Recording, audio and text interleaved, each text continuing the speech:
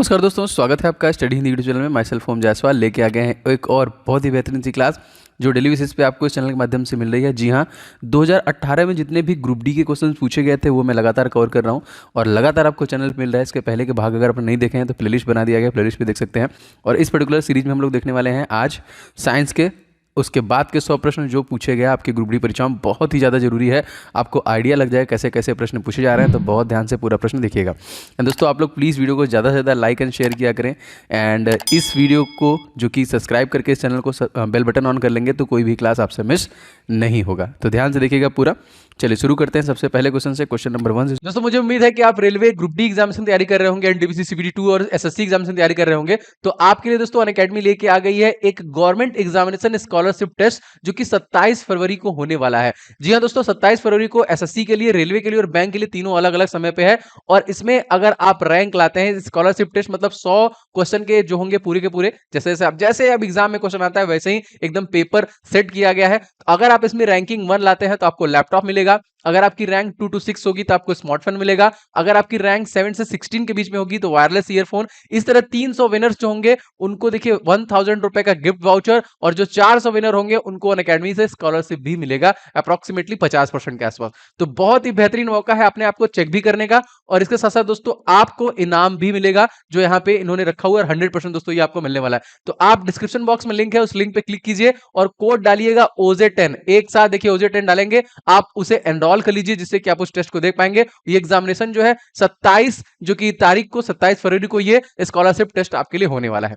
तो जल्दी से जाइए, लिंक पे क्लिक करिए और OJ10 कोड डालिए और ज्वाइन कर लीजिए। क्वेश्चन, जब सोडियम सल्फेट समाधान बोरियम क्लोराइड के विज्ञान के साथ मिलाया था दोस्तों, तो ये दोस्तों क्या बनता है, इसमें बेरियम सल्फेट बनता है। A to Z क्वेश्चन बहुत इंपॉर्टेंट है क्योंकि साइंस निर्णायक है, 25 नंबर का आता है, तो एक भी क्वेश्चन को छोड़िएगा मत, रिवीजन पूरा करना है। मुक्त रूप से दोस्तों गिरना संभव है किसमें? जी हाँ, मुक्त रूप से गिरना केवल और केवल निर्वात में ही संभव है। क्वेश्चन दोस्तों पूछा था थायरॉक्सिन के संश्लेषण के लिए आवश्यक दोस्तों क्या है? आयोडीन। और आयोडीन की कमी से क्वेश्चन बहुत बार पूछता है, कौन सा रोग होता है दोस्तों? घेंघा। ठीक है, थायराइड ग्रंथि। ज्वाइंट पर हड्डियों की सतह को डैश मुलायम करती है दोस्तों, इसको हम लोग बोलते हैं कार्टिलेज। ये क्या करती है? ज्वाइंट पे हड्डियों की सतह को मुलायम करती है, इसको हम घुमा पाते हैं। अच्छा, कैल्शियम सल्फेट हेमिट हाइड्रेट को किस रूप में भी जानते हैं दोस्तों? हम लोग प्लास्टर ऑफ पेरिस के रूप में भी जानते हैं। आप लोग इसका फार्मूला कमेंट करके जरूर बताइए, देखते हैं कितने लोग को याद है। क्वेश्चन, डैश वर्गीकरण में 7 आवर्त और 18 समूह। जी हाँ, आधुनिक आवर्त सारणी दोस्तों, इसके वर्गीकरण में 7 आवर्त और 18 समूह रखी गई है। सबसे हल्की धातु दोस्तों यहाँ पे कौन सी हो जाएगी? तो सबसे हल्की धातु दोस्तों हो जाएगी आपकी लिथियम। और सबसे हल्की गैस दोस्तों कौन सी हो जाएगी? हाइड्रोजन। मतलब हीलियम बताते हैं, हीलियम गलत है, हाइड्रोजन से हो जाएगा। सीमेंट का दोस्तों मुख्य घटक क्या है? तो SiO2 याद रखेंगे। सारे का मैंने लिखा भी हुआ है, कौन से परीक्षा में कौन सा क्वेश्चन पूछा गया था। द्रव्यमान और वेग का गुणनफल दोस्तों क्या कहलाता है? ये प्रश्न देखिए 2-3 बार आ चुका है। तो संवेग, मतलब आपको परिभाषा भी याद करना पड़ेगा। इसके बाद देखिए 27/9/2018 को जो प्रश्न पूछे गए वो क्या क्या थे? अलैंगिक प्रजनन दोस्तों होता है कम विकसित जानवरों और पौधों में दोस्तों होता है अलैंगिक प्रजनन। कौन सा यौगिक सुखाने वाले एजेंट के रूप में प्रयोग किया दोस्तों? तो कैल्शियम जो कि ऑक्साइड का प्रयोग किया जाता है। शीतल पेय में शामिल होता है दोस्तों कार्बोनिक एसिड दोस्तों, जो हम लोग पीते हैं शीतल पे, उसमें शामिल किया जाता है। याद रखिएगा, क्वेश्चन इंपॉर्टेंट है। किसी वस्तु पर लगने वाले सामर्थ्य को दोस्तों हम लोग क्या कहते हैं? कहते हैं दोस्तों ऊर्जा। त्वचा के नीचे आंतरिक अंगों के बीच डैश उत्तक बनता है दोस्तों, ये जाहिर सी बात है, त्वचा के नीचे जो फैट बनता है यहाँ पे। किस गैस का उपयोग प्रदीप्त गैस के रूप में किया जाता है? तो प्रोपेन का उपयोग इसलिए प्रदीप्त गैस के रूप में किया जाता है। ये भी प्रश्न काफी बार रिपीट किया गया। परिपक्व शुक्राणु का उत्पादन दोस्तों कहाँ पे होता है? तो वृषण से आपका होता है। क्वेश्चन देखिए हमसे पूछा गया था कि परमाणु त्रिज्या दोस्तों मापा जाता है किसमें? दोस्तों इसको नैनोमीटर से मापा जाता है। अब आगे बढ़ते हैं, 27 तारीख को दूसरे शिफ्ट में जो क्वेश्चन पूछा गया था उसको क्वेश्चन देख लेते हैं। क्वेश्चन दोस्तों हमसे पूछा था 18वां, प्रसव पीड़ा डैश की दीवारों के संकुचन कारण होता है दोस्तों? गर्भाशय के दीवारों के संकुचन कारण दोस्तों ये पीड़ा होता है। अच्छा, 19वां क्वेश्चन देखिए, मानव रक्त में सबसे बड़ी कणिकाएं दोस्तों कौन सी हैं? तो श्वेत रक्त, जो श्वेत कोशिकाएं हैं वही सबसे बड़ी है यहाँ पे। यदि तापमान बढ़ता है तो ध्वनिक गति दोस्तों क्या होगी? बढ़ती है। अगर तापमान बढ़ेगा तो ध्वनिक गति भी बढ़ेगी। मानव शरीर में श्वसन वर्धक दोस्तों कौन सा है? हीमोग्लोबिन, क्योंकि दोस्तों हीमोग्लोबिन ही ऑक्सीजन लेके पूरे शरीर में ट्रेवल करता है। और खून का रक्त लाल भी इसी वजह से होता है क्योंकि इसमें पाया जाता है आपका लोहा। अच्छा, ये सारे प्रश्न याद रखिएगा, इंपॉर्टेंट है। एंड दोस्तों, आप बहुत सारे लोग वीडियो को लाइक कर चुके हैं, एकदम तेजी से आप लोग लाइक एंड शेयर का बटन भी दबाते रहिए।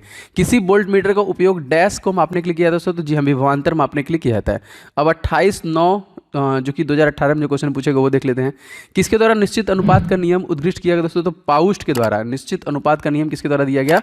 पाउस्ट। मैंने आपसे क्या कहा कि आपको परिभाषाओं को भी ध्यान देना पड़ेगा। मनुष्य में गुर्दे निस्पंदन की इकाइयों को दोस्तों हम लोग क्या कहते हैं? नेफ्रॉन कहते हैं। जिस बिंदु पर सभी किरणें मिलती हैं दोस्तों उसे हम लोग क्या कहते हैं? उन्हें हम लोग कहते हैं फोकस। पृथ्वी के आवरण में गैसों के साथ मिश्रण पिघले हुए पदार्थ दोस्तों क्या कहलाते हैं? जी हाँ दोस्तों, इसको हम लोग बोलते हैं मैग्मा। क्या बोलते हैं? मैग्मा बोलते हैं। दोस्तों यदि आप ग्रुप डी की प्रिपरेशन करें दोस्तों तो आपके लिए कुछ महत्वपूर्ण ई बुक मैंने बनाया है जो निश्चित तौर पे आपको ले लेना चाहिए। दोस्तों मैथ का मैंने 500 क्वेश्चन का गेस्ट पेपर रेडी किया है specially for railway group D examination 2022 plus के लिए स्पेशल एडिशन इसे रेडी किया गया है। कंप्लीट 500 क्वेश्चन को आप पूरा प्रिपेयर कीजिए, प्रैक्टिस कीजिए, जो मैंने यहाँ पे रेडी किया with complete solution and trick के साथ आपको मिलेगा आपके प्रैक्टिस के लिए बहुत बेहतरीन।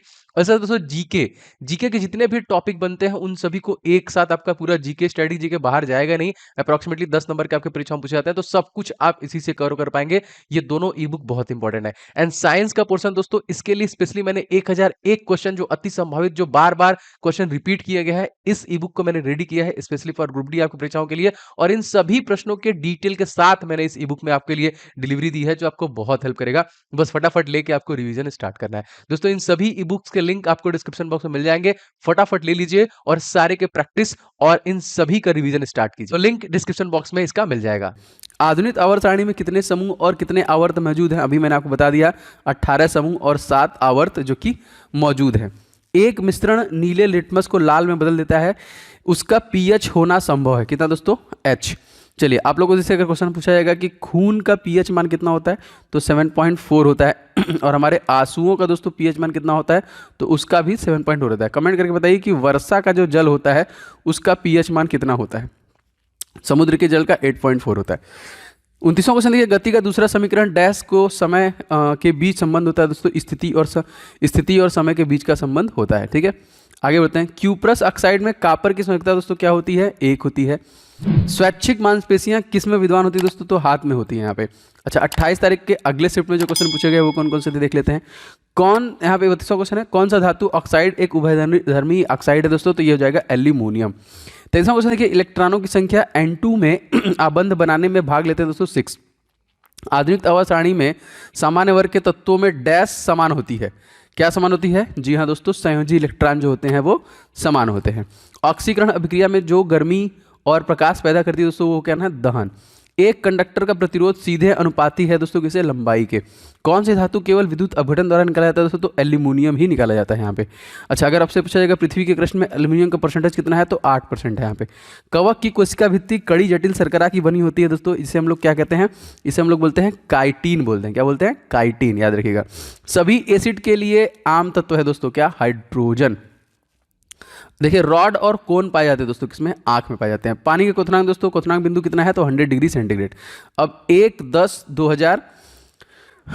अक्टूबर 2018 में जो क्वेश्चन पूछे गए उनको हम लोग देखते हैं। किसी ऊतक में कठोर कोशिका भित्ति पाई जाती है दोस्तों किसमें? जी हाँ, स्क्लेरेनकाइमा। ये प्रश्न बार बार रिपीट किए जा रहे थे। कौन सी जीवन प्रक्रिया रासायनिक ऊर्जा को उष्मा में बदलती है? जी हाँ दोस्तों, ये श्वसन जो है कि बदलती है। अधातुओं में कौन सबसे चमकदार होती है दोस्तों? तो आयोडीन होती है। डैश ऊर्जा के 2 प्रयोग दोस्तों, यांत्रिक। मंदन क्या दोस्तों? ऋणात्मक त्वरण होता है। संतृप्त हाइड्रोकार्बन डैश कहलाता है दोस्तों? एल्केन। ठीक है, संतृप्त हाइड्रोकार्बन को एल्कोन जो कि एल्केन कहा जाता है। कौन सी भौतिक मात्रा किए गए कार्य की अवधि को मापती है दोस्तों? शक्ति। डैश की एसआई न्यूटन दोस्तों की इकाई क्या है यहाँ पे? तो वजन एवं बल। याद रखें, वजन एवं बल का एसआई जो है यूनिट है वो है आपका जो कि न्यूटन। अच्छा इसके अगले पाली में जो प्रश्न पूछा गया, द्रव्यमान आयतन किसके बराबर होता है? तो घनत्व के बराबर होता है। एस्केरिस का साधारण जो कि साधारण नाम दोस्तों क्या है? Round worm.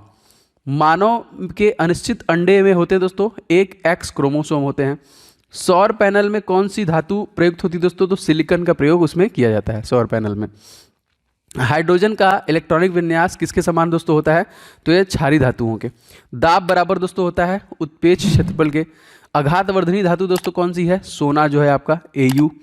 अच्छा अब यहाँ पर क्वेश्चन पूछा, अभी तक वैज्ञानिक द्वारा पदार्थ की कितनी अवस्थाएं खोजी गई हैं? तो 5 अवस्थाएं खोजी गई हैं अभी तक पदार्थ की। किस सिद्धांत के अनुसार कोई रॉकेट अंतरिक्ष में कार्य करता है दोस्तों? संवेग संरक्षण के सिद्धांत पे। जब कोई वस्तु एक समान गति से गति कर रही हो तो उसका त्वरण दोस्तों क्या होगा? शून्य हो जाएगा। 3 तारीख को जो पूछे गए प्रश्न 2018 में, 3/10/2018 देखिए क्वेश्चन क्या क्या पूछे गए। 60वां क्वेश्चन देखिए, निम्नलिखित में से कौन वह बताता है कि तत्वों के गुण उनके परमाणु संख्या का आधुनिक कार्य करता है? दोस्तों आधुनिक जो कि आणविक का नियम है यहाँ पे। विभवांतर V विद्युत धारा I के बीच का संबंध दोस्तों खोजा किसने? ओम का नियम जो है, ओम के द्वारा खोजा गया ये। डैश जो है कि तरल पदार्थ को एक स्थान से दूसरे स्थान तक संचरण कराती है, तो संवहनी संबंधी जो होती है वो तरल पदार्थ को एक स्थान से दूसरे स्थान तक संचरण करवाती है। निम्नलिखित में से कौन सी घटना द्वारा पौधे केवल एक जनक द्वारा रोग मुक्त रूप से उगाया जाता है दोस्तों? तो ये उत्तक संवर्धन है। एक वस्तु जिनका गंध एसिटिक था बेसिक माध्यम से बदलता है, क्या कहलाती है? इसके देखिए ऑल फैक्ट्री संकेतन के रूप में हम लोग जानते हैं। 65वां क्वेश्चन दोस्तों मोस्ट इंपॉर्टेंट, गति करती हुई एक कार विपरीत दिशा में आती हवा के समान सामना करती है। कार पर हवा द्वारा किया गया कार्य दोस्तों क्या होता है? वो ऋणात्मक होता है। एक डायमंड के प्रत्येक कार्बन परमाणु डैश से बंधे होते हैं दोस्तों, 4 अन्य कार्बन परमाणु से बंधे होते हैं। शक्ति की अंतर्राष्ट्रीय जो एसआई मात्रक दोस्तों क्या हो जाएगा? वॉट। निम्नलिखित में कौन सा नोबल गैस दोस्तों? तो क्लोरीन जो होगा आपका एक नोबल गैस हो जाएगा। 69वां क्वेश्चन दोस्तों देख लेते हैं, निम्नलिखित में कौन गति स्थान समय संबंध समीकरण दोस्तों? तो यहाँ पे हो जाएगा S = UT + ½ AT²। वाष्पोत्सर्जन डैश के द्वारा होता है? रंध्र के द्वारा होता है। दाब का अंतर्राष्ट्रीय इकाई दोस्तों क्या हो जाएगा? तो आपका एसआई जो होगा वो पास्कल हो जाएगा। अगर आपसे पूछा जाएगा कि चाल का दोस्तों अंतर्राष्ट्रीय इकाई क्या हो जाएगा? तो मीटर प्रति सेकंड हो जाएगा। एल्युमिनियम धातु केवल निम्नलिखित द्वारा निश्चित किया जाता है दोस्तों, तो इलेक्ट्रो लीच के द्वारा किया जाता है। एक तत्व के नाभिक में 10 प्रोटॉन और 17 न्यूट्रॉन उपस्थित हैं, तो उसके द्रव्यमान संख्या दोस्तों कितने हो जाएंगे? 27 हो जाएंगे। निम्नलिखित में से किसकी एक ही एसआई इकाइयां हैं दोस्तों? तो बल एवं दाब दोनों की कॉमन है। बताइए कौन सा है, कमेंट करके। क्वेश्चन दोस्तों देखिए, निम्नलिखित में से कौन सा एक मुख्य रूप से मृत कोशिकाओं द्वारा बना होता है? तो जाइलम जो कि बना होता है। ठीक है, जाइलम का प्रमुख कार्य दोस्तों क्या है? पेड़ पौधों में पानी और खनिज लवण को पहुंचाना। 3 अक्टूबर 2018 में जो क्वेश्चन पूछे गए उनको देख लेते हैं। पानी के सापेक्ष आणविक द्रव्यमान की गणना करें, तो यहाँ पे देखिए 8 AU होता है यहाँ पे। द्विखंडन द्वारा डैश प्रजनन होता है दोस्तों, अमीबा का। मांसपेशियों को हड्डियों से जोड़ने का काम, जी हाँ क्वेश्चन बहुत बार आता है, टेंडन। क्या है दोस्तों? ये हो जाएगा टेंडन।